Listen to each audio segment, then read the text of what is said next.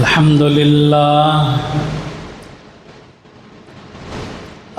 لله نحمده ونستعينه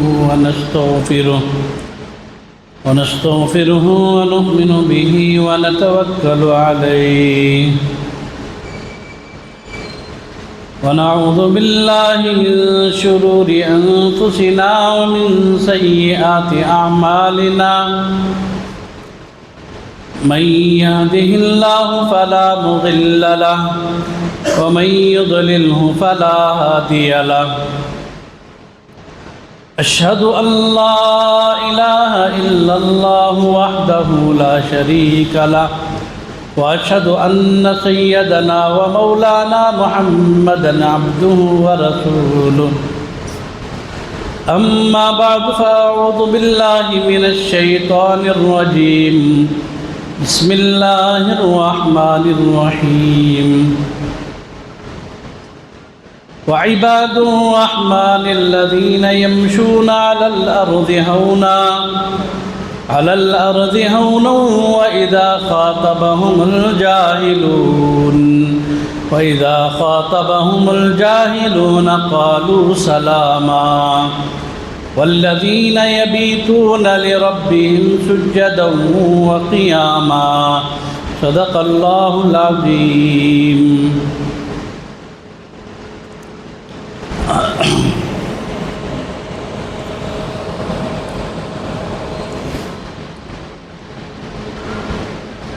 محترم بھائیوں، بزرگوں، عزیز دوستو،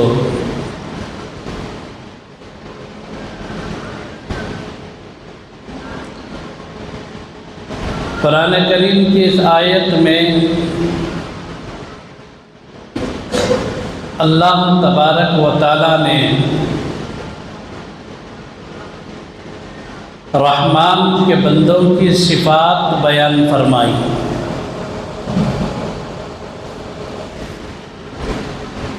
آیت کا جو پہلا جملہ ہے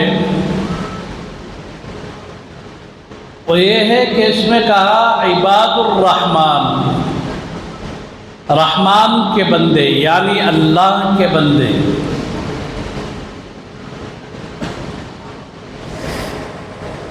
دنیا میں جتنے انسان ہیں، چاہے وہ مسلمان ہو، کافر و مشرک ہو، یہود و نصارہ ہو، سب کے سب اللہ ہی کے بندے ہیں.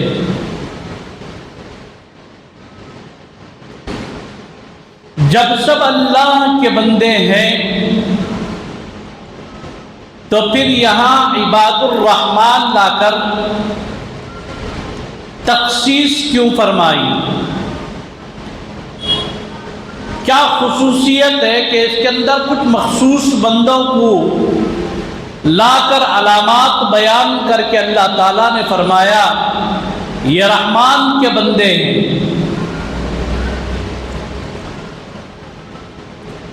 جیسے گھر میں ایک باپ ہے، اس کی 5 اولاد ہیں، 5 میں سے 3 فرما بردار ہیں اور 2 نافرمان ہیں. تو جب اولاد کا تذکرہ ہوتا ہے تو باپ کہتا ہے 5 بچے میرے ہی ہیں، لیکن یہ جو 3 ہیں ان کی تو بات ہی کچھ اور ہے. یہ میرے اطاعت شعار اولاد ہے، فرما بردار اولاد ہے، یہ میری خدمت بھی کرتی ہے، میرے بڑھاپے کا خیال بھی رکھتے ہیں، میری ہر چھوٹی بڑی خدمت ہر اعتبار سے میرا لحاظ کرتے ہیں. اگرچہ کہ اولاد ہونے میں سب کے سب برابر کے شامل ہے، لیکن تخصیص یہ ہے کہ ان میں اور ان میں فرق یہ ہے کہ یہ اطاعت شعار ہے.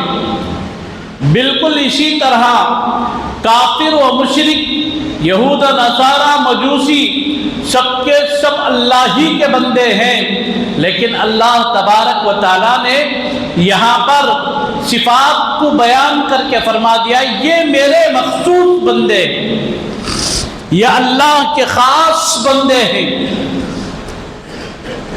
عباد آ کر یہ عبدن کی بھی جمع ہے اور عبادن کی بھی جمع ہے، لیکن یہاں پر اللہ تبارک و تعالیٰ نے سارے صفات کو چھوڑ کر جو صفت رحمانیت ہے اللہ تبارک و تعالیٰ اسے لا کر فرما رہے ہیں، بتا رہے ہیں کہ میرے وہ بندے یعنی جن پر میری رحمت ہوئی۔ اب رحمت کو بھی دیکھ لیجئے، جب بارش ہوتی ہے اگر ایک کسان کافر ہے اور ایک کسان مسلمان ہے تو دونوں کے کھیت پر برابر کی بارش ہوتی ہے، کبھی پیشی نہیں ہوتی، تقسیم نہیں ہوتی، یہ کافر ہے اس کے کھیت میں نہ برساؤ، یہ مسلمان ہے اس کے کھیت میں برساؤ، ایسا بھی نہیں ہے، برابر پورے انصاف کے ساتھ اسے بھی بارش ہو رہی ہے اسے بھی بارش ہو رہی ہے۔ انسان کے جو دل ہیں یہ کھیتی ہے، حقیقت میں یہ زمین ہے جس پر اللہ کی رحمتوں کی بارش ہوتی ہے، اللہ کی رحمتوں کا نزول ہوتا ہے، لیکن بعض زمین کے وہ حصے ہیں جو بارش کو قبول کرتے ہیں اور بعض وہ زمین کے حصے ہیں جو قبول نہیں کرتے۔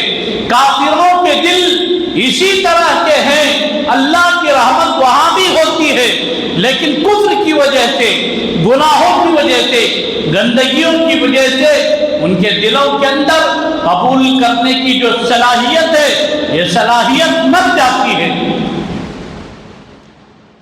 لیکن ایک مومن، ایک مسلمان کہیں نہ کہیں اس کے دل میں ایمان کا نور ہوتا ہے، ایمان کی روشنی ہوتی ہے۔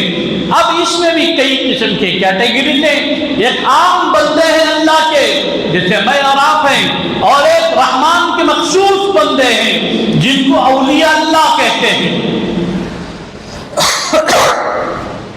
جن کو اللہ کے ولی کہتے ہیں۔ یہ وہ طبقہ ہے، وہ کیٹیگری ہے۔ اللہ تبارک و تعالیٰ نے فرمایا میری جو رحمت ہے یہ سب کے دلوں پر اترتی ہے، آپ مومنوں کے دل سے قبول کرتے ہیں لیکن تھوڑا تھوڑا قبول کرتے ہیں۔ کیوں؟ کبھی بد نظری ہوتی ہے۔ اس کی مثال ایسے ہے کہ ہمارے ہاتھ میں ایک برتن ہے، یہ برتن لے کر ہم دودھ لینے کے لیے گئے، بہت ہی پاکیزہ چیز، بہت ہی شفاف چیز، یہ دودھ لینے کے لیے ہم ڈیری میں گئے، دودھ لے کر گھر آنے تک 1 لیٹر میں سے آدھا لیٹر رہ گیا، آدھا لیٹر ختم ہو گیا۔ کیوں؟ جو بگونا، جو برتن ہم لے کر گئے تھے اس میں سوراخ تھا۔ اسی طرح گناہوں کی وجہ سے ہمارے دلوں کے اندر قبول کرنے کی وہ صلاحیت کبھی آدھی ہو جاتی ہے، کبھی پون حصے میں آ جاتی ہے، کبھی پرسنٹیج کے حساب سے آ جاتی ہے، لیکن اولیاء اللہ کا مسئلہ اس طرح نہیں ہوتا، وہ حتی الامکان گناہوں سے دور رہتے ہیں۔ اب اس کی علامت کیا ہے؟ اللہ تبارک و تعالیٰ ان کو توفیق عطا فرماتے ہیں، اللہ عنایتیں فرماتے ہیں۔ اس کی پہلی علامت کیا ہے رحمان کے بندوں کی کہ جن پر اللہ کی رحمت ہو رہی ہے؟ وَعِبَادُ الرَّحْمَنِ الَّذِينَ يَمْشُونَ عَلَى الْأَرْضِ هَوْنًا الَّذِينَ يَمْشُونَ عَلَى الْأَرْضِ هَوْنًا، یہ زمین پر چلتے ہیں عاجزی کے ساتھ، تواضع کے ساتھ، ان کے اندر اکڑ نہیں ہوتی، ان کے مزاج میں تکبر نہیں ہوتا، ان کے اندر انانیت نہیں ہوتی۔ انانیت جس کے اندر آ جاتی ہے فرعونیت خود بخود اس کے دل کے اندر داخل ہو جاتی ہے۔ یہ انا ہی ایک ایسی صفت ہے جو انسان کو فرعون بنا دیتی ہے، حامان بنا دیتی ہے، شداد بنا دیتی ہے، اس لیے کہ تکبر یہ اللہ کی خاص صفت ہے، اس کے اندر ہاتھ ڈالنے کی کسی کو اجازت نہیں ہے۔ اللہ کے نبی علیہ السلام فرماتے، حدیث قدسی ہے، اللہ ارشاد فرماتے الکبریاء ردائی، تکبر میری چادر ہے، اسے جو کھینچے گا میں اسے برداشت نہیں کروں گا۔ رحمان کے بندوں کی خاص صفت یہ ہے کہ یمشون علی الارض، زمین پر چلتے ہیں ہونا، جھک کر، وہ تواضع کے ساتھ چلتے ہیں، عاجزی ان کے مزاج کے اندر کوٹ کوٹ کر بھری ہوئی ہوتی ہے، ان کے مزاج میں تکبر نہیں ہوتا۔ پھر اس کا ڈیمو کیا ہے، اس کا ٹیسٹ کیا ہے، اس کی ایک پہچان کیا ہے؟ ان کے دلوں سے تکبر ختم ہوگی۔ یہ ایسی بیماری ہے، یہ انسان کے اندر جو نیک صالح صفات آتے ہیں، تو یہ جب ایک نیک صفت آتی ہے تو باطن کی بیماریوں میں سے ایک بیماری ختم ہوتی ہے، ایک اچھی صفت شروع ہوتی ہے، ایک بری صفت خود بخود نکل کر چلی جاتی ہے۔ آدمی بیمار ہو گیا، ایک ٹیبلٹس کے بعد بخار کم ہوگی، ایک ٹیبلٹس کے بعد سردی کم ہوگی، ایک ٹیبلٹس کے بعد کھانسی کم ہوگی، ایک ٹیبلٹس کے بعد سر میں درد کم ہو گیا۔ نیکی اور اچھے صفات یہ وہ ٹیبلٹس ہے، یہ جب انسان کے اندر داخل ہونا شروع ہوتے ہیں تو پھر وائرس خود بخود نکلنا شروع ہو جاتا ہے۔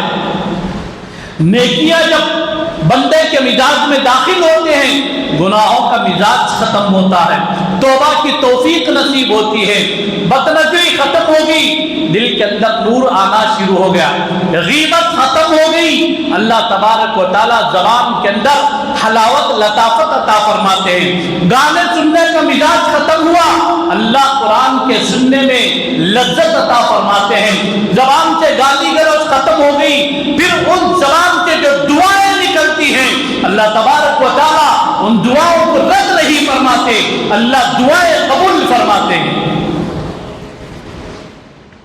جتنے نیک صفات آتے جائیں گے، ایک ایک کر کے جو بری صفات اندر سے ہیں وہ ختم ہوتی چلی جائیں گی۔ تو اللہ تعالیٰ نے فرمایا نیک بندوں کی، رحمان کے بندوں کی صفات میں سے ایک صفت یہ ہے کہ یمشون علی الارض ہونا، وہ زمین پر جھک کر چلتے ہیں، عاجزی کے ساتھ چلتے ہیں، تواضع کے ساتھ چلتے ہیں۔ اس کی علامت کیا ہے؟ جب کوئی جاہل ان سے جھگڑا کرتا ہے تو وہ کہتے ہیں وَإِذَا خَاطَبَهُمُ الْجَاهِلُونَ قَالُوا سَلَامًا۔ جب کوئی جھگڑا کرتا ہے، کوئی جھگڑالو ہوتا ہے تو وہ کہتے ہیں السلام علیکم، جائیے بھائی صاحب، میں آپ سے بحث کرنا نہیں چاہتا، میں آپ سے لڑنا نہیں چاہتا، میں آپ سے جھگڑنا نہیں چاہتا۔ یہ اللہ کے نیک بندوں کے صفات میں سے پہلی صفت ہے۔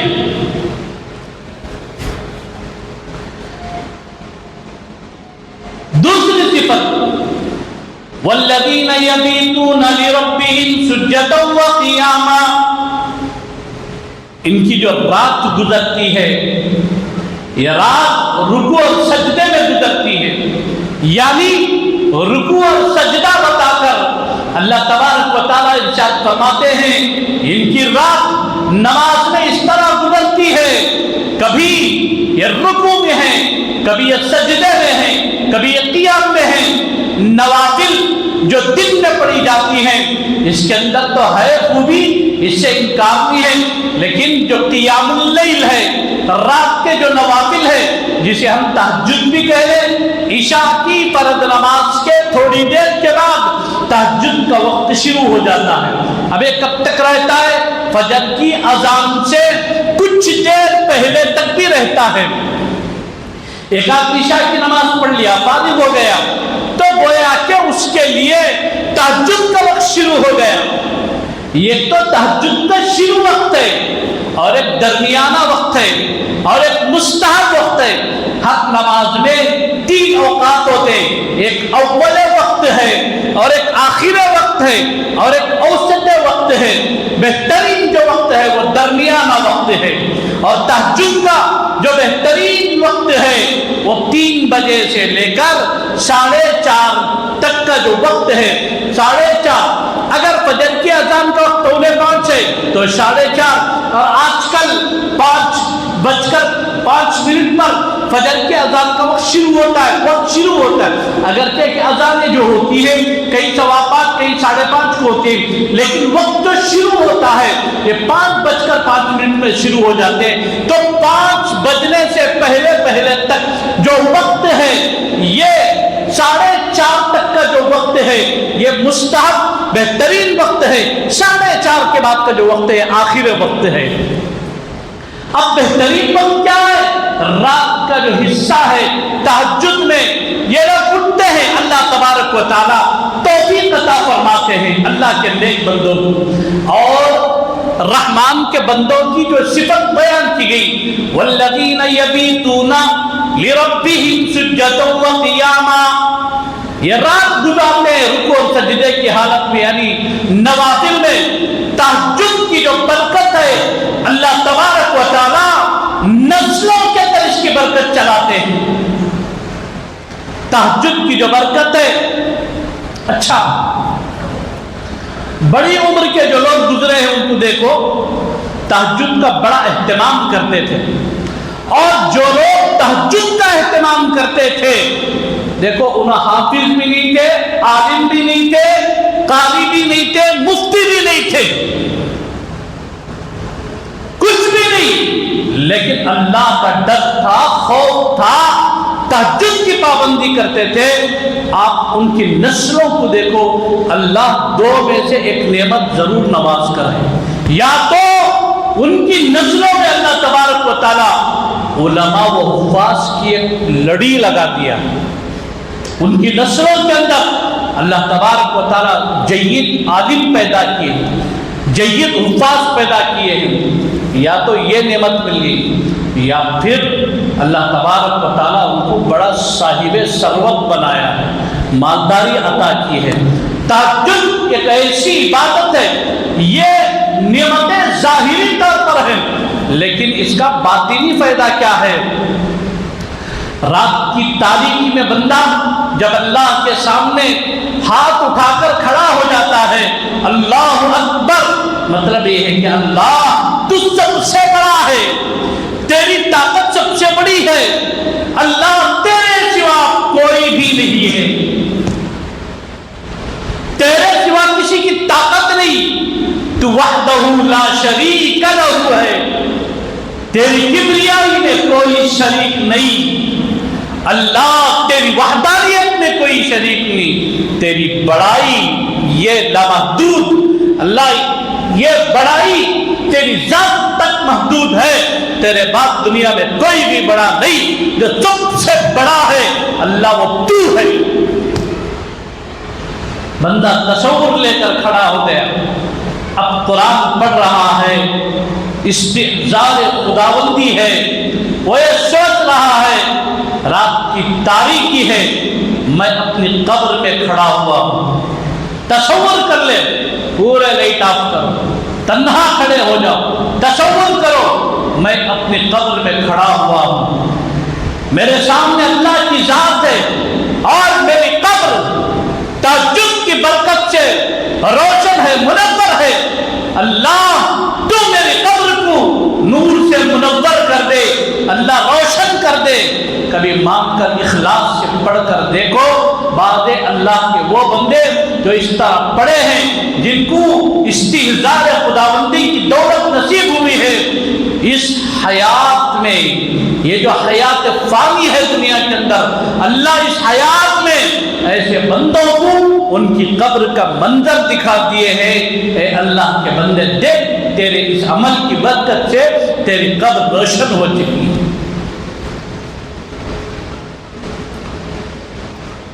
رحمان کے بندوں کی دوسری صفت یہ ہے کہ وہ رات گزارتے ہیں اللہ کی عبادت میں، روتے ہیں، گڑ گڑاتے اللہ کے سامنے.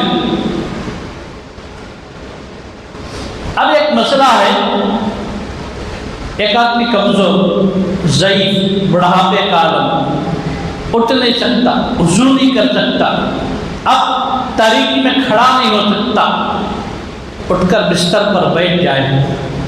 اللہ نہ تمہارے وضو کا محتاج ہے، اللہ نہ تمہارے کھڑے ہونے کا محتاج ہے، اللہ دلوں کی حالت اور دلوں کی کیفیت کو دیکھتے ہیں. اب اٹھ کر بستر پر بیٹھ جائے، اب بیٹھ کر اللہ سے مانگنا شروع کر دے. اپنی حالت رکھے اللہ کے سامنے، اللہ میں کمزور، میں ضعیف، میں نحیف، اللہ میں گنہگار، اللہ میری یہ حالت۔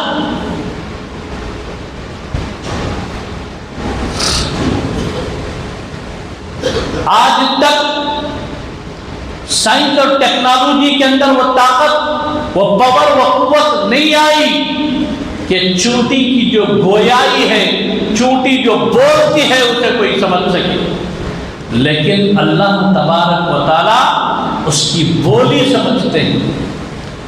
اللہ کو معلوم ہے، اللہ خبیر ہے، ہر مخلوق کی لینگویج سے اللہ باخبر ہے۔ گزشتہ جمعہ میں نے ایک آیت پڑھی، الرحمن فاسأل به خبیرا، رحمان کے سلسلے میں باخبر لوگوں سے پوچھو، بے خبر لوگ کیا بتائیں گے؟ کون ہے باخبر؟ اللہ کے وہ بندے جو ہر حال میں اللہ کی طرف لگے ہوئے رہتے ہیں، ہر حال میں ان کو اپنی بندگی کا احساس رہتا ہے۔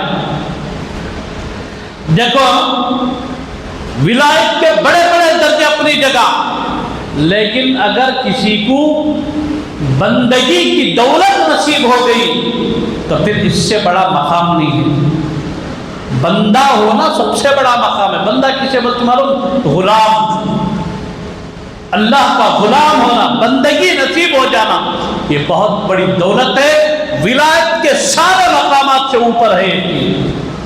اللہ کے نبی صلی اللہ تعالیٰ علیہ وسلم کو جب پہلی وحی نازل ہوئی، اس کے بعد جو سورت نازل ہوئی، اللہ نے جو مخاطب فرمایا، یا ایھا المزمل قم اللیل الا قلیلا، مزمل یہ لقب اللہ نے حضور کو دے کر پکارا۔ پھر اس کے بعد اللہ نے فرمایا یا ایھا المدثر، مدثر۔ پھر اس کے بعد اللہ نے کہا طٰہَ مَا أَنزَلْنَا عَلَيْكَ الْقُرْآنَ لِتَشْقَىٰ۔ پھر اللہ نے ایک جگہ فرمایا یاسین والقرآن الحکیم انک لمن المرسلین علی صراط مستقیم۔ مختلف الفاظ سے، مختلف طور طریقوں سے، لیکن اللہ جب معراج پر بلا رہے ہیں، اب کیا فرما رہے ہیں؟ سبحان الذی اسری بعبدہ لیلا من المسجد الحرام الی المسجد الاقصی۔ یہاں عبد کا ذکر عروج پر، بلندیوں پر، عرش معلیٰ پر لے جانے کا جب وقت آیا تو پھر اللہ فرما رہے سبحان الذی اسری بعبدہ۔ عبد، بندہ ہونا، یہ بہت بڑی صفت ہے۔ حقیقت میں جو اللہ کا بندہ بن جاتا ہے اسے بہت ساری نعمتیں کھل جاتی ہیں۔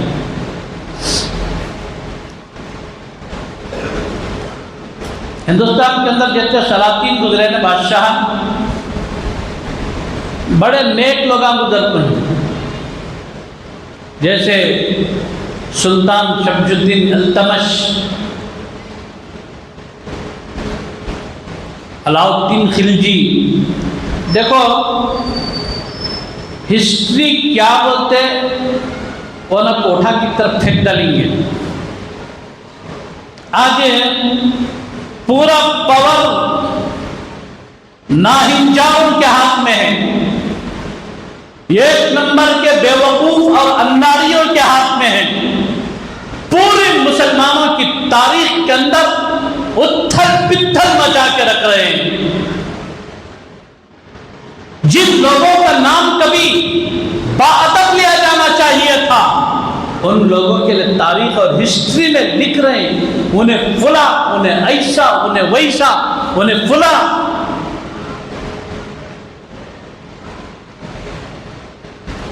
علاؤ الدین خلجی، سلطان شمس الدین التمش،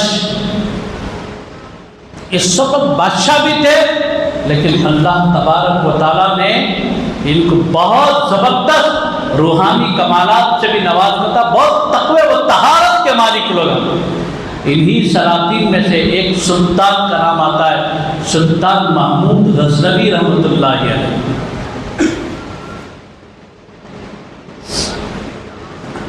آج سے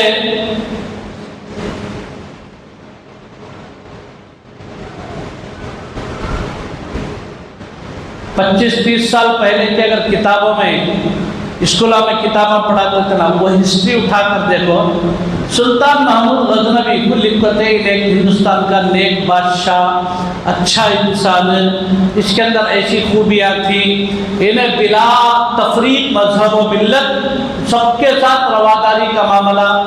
ये बातें आज के 30 साल पहले की हिस्ट्री की किताबों में जो स्कूलों में पढ़ाए जाते थे उसके अंदर लिख कर हैं।